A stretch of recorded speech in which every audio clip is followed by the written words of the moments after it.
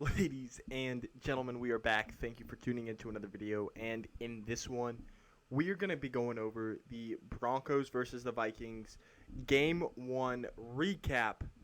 And man, this was a great game for the Broncos.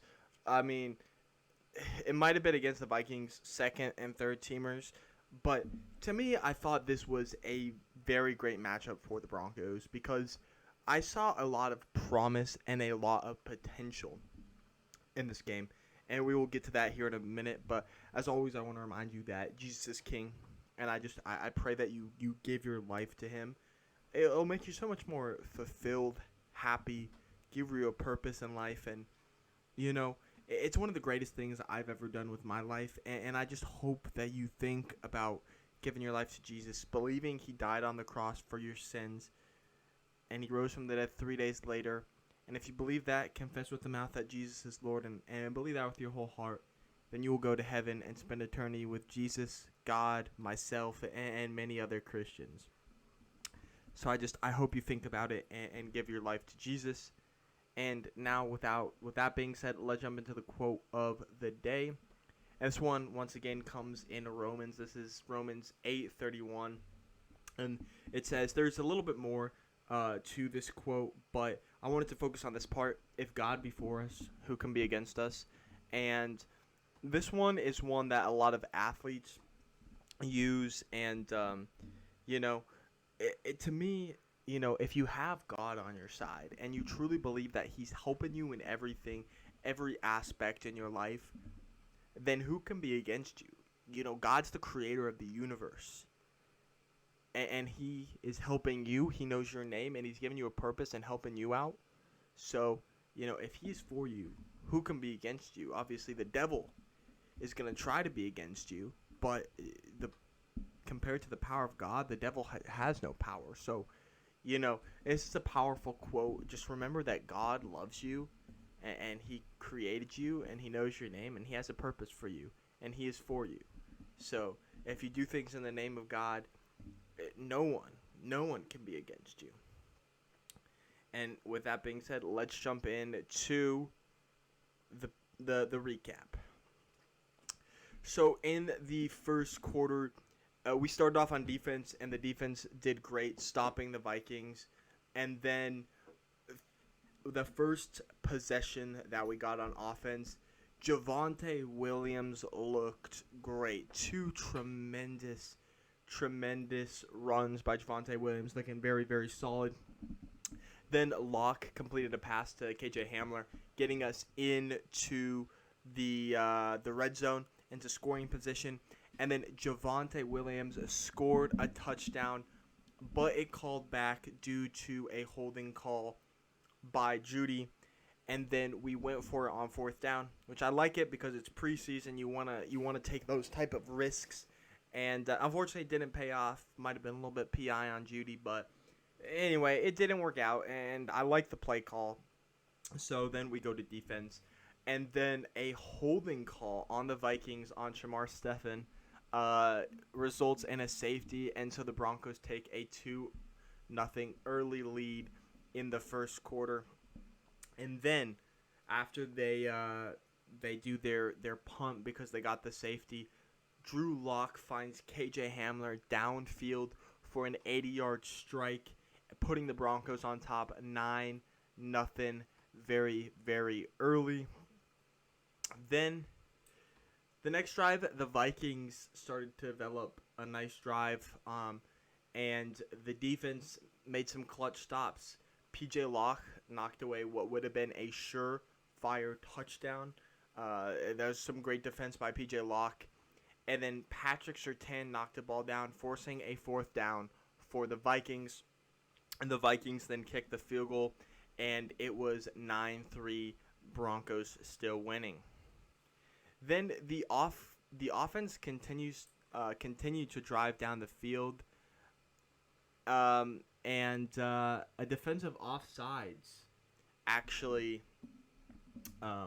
caused the Broncos to get a free first down, because it was going to be a 3-and-out, so that defensive offsides kept us in that possession so we could have a second chance.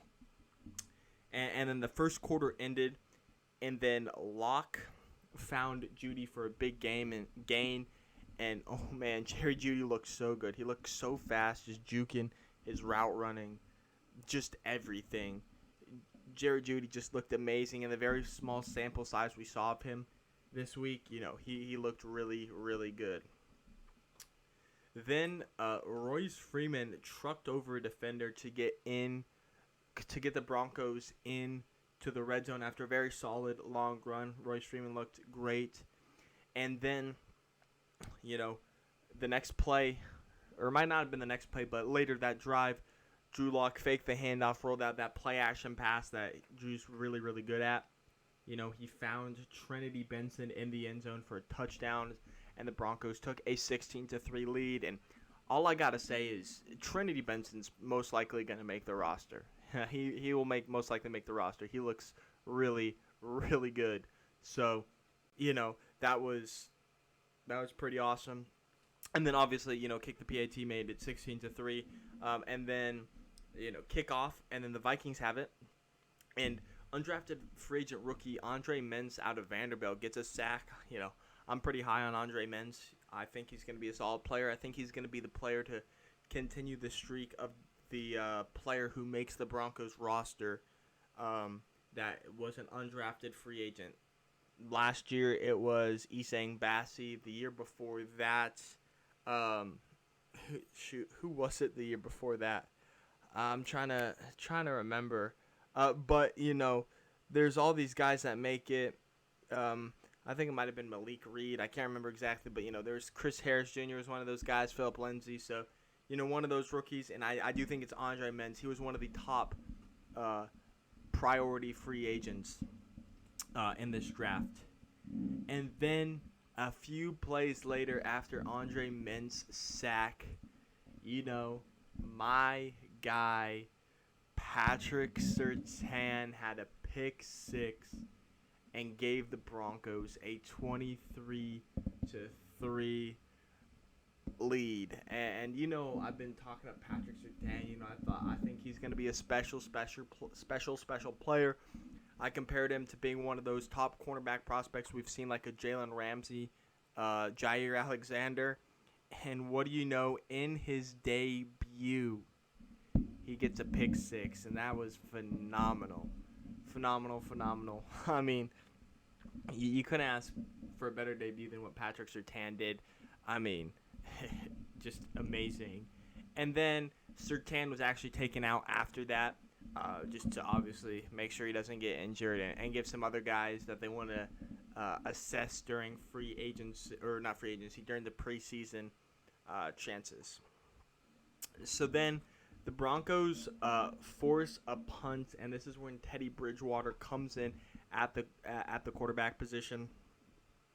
A neutral zone infraction gives the Broncos a first down and continues the drive. Then Bridgewater found Sauber for a big gain down the field, and the Broncos are starting to drive. The Broncos then Teddy Bridgewater completes a pass to Trinity Benson, who he then picks up the first down. And then Teddy Bridgewater got flustered and started to scramble, and he actually picked up a rushing touchdown, but there was a flag on the play. A holding negates the touchdown that Bridgewater created by running. And then on third down, Bridgewater checks it down to Royce Freeman, which would assure us getting points, and Brandon McManus made the field goal, giving the Broncos a 26-3 lead. Then on defense, there was a huge pass breakup by P.J. Locke, and then Michael Ojemudia in the end zone breaks up a touchdown pass, and then this sends the Vikings in on their kicking unit. They make it, and it is a 26-6 game going into halftime. Then coming into the third quarter, Levante Bellamy had a great kickoff return for 62 yards, and that set up the Broncos in really good field position. The Broncos start to move the chains. chains, and then Teddy Bridgewater finds Trinity Benson in the end zone and gives the Broncos a 33-6 lead in the game. Then, there's great coverage and pass rush by our defense, and it forces a fourth down. The Vikings then decide to go for it on fourth down, and Mond actually hit his receiver in the end zone. And a lot of people thought he scored a touchdown, but then Caden Stern comes in and boom, lights him up, knocks the pass out, and it's incomplete, and the Broncos force a turnover on downs on the Vikings. We took over on the 2-yard line, and this was when Brett Rippon entered at quarterback. Now, this is where Demara Crockett actually picks up 17 yards for the first down, and the third quarter comes to an end. And then of course, the Broncos did not convert, and we had our first punt of the day. And Demara Crockett was on the field because Levante Bellamy actually had a knee injury in that game. So, I mean, if you think about it, that's not super great for our running back room. Mike Boone goes down, and Levante Bellamy. That's not great. I mean, obviously we got Melvin Gordon, Javonte Williams, and Royce Freeman, but I mean, 2 injuries in the running back room, and that is not great, especially for a guy like Bellamy. I like Devontae Bellamy. I think he's a solid back. The Vikings then actually decide to go for it on 4th and 5, and Kellen Mond completes the pass, but it is only a 2-yard pass, and the Broncos once again take over on downs as the Vikings turn over the ball on downs, and this is the Broncos are starting to roll. Then the Broncos, we decide to go for it on 4th and 2, and they take over, turning the ball over on downs, and really not a lot happens. So pretty much they had the ball, they gave it to us, and then we gave it back to them in almost the exact same spot.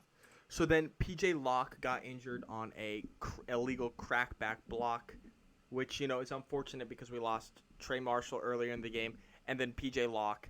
And then, of course, we lost Mike Boone and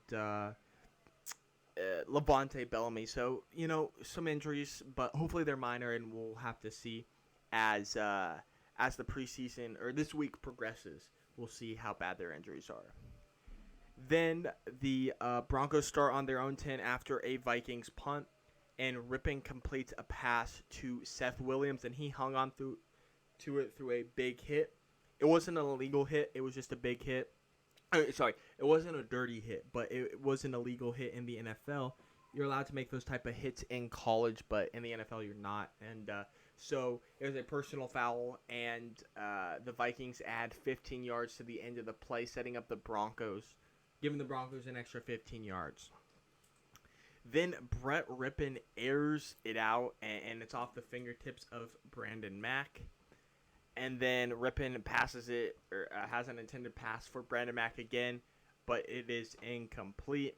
And, that's kind of unfortunate. Then there's a bad snap by the Vikings, and there's no gain on the play. Then the entire Broncos defense gets a tackle for loss. Then the Vikings set up a screen pass, and it is stopped by the Broncos, and it is forced to punt. And then Hinton dives on a dead punt ball because Derek Tuska touched it. Tuska's got to be more aware of that stuff. Hinton was running up, and he was pointing out. He's like, poison, poison, poison, telling where the ball is landing. Tuska wasn't paying great attention. It rolls up, it hits him, and then Hinton has to dive on it. It's recovered by the Broncos. And then the Vikings challenge the play, but the ruling on the field stands as a Denver touchdown. And then the Broncos start running out the clock, pick up a few yards, few first downs, and then we get into victory formation. And then, the Broncos didn't allow the Vikings a touchdown yet in preseason, and the Broncos win the game by a final score of 33-6.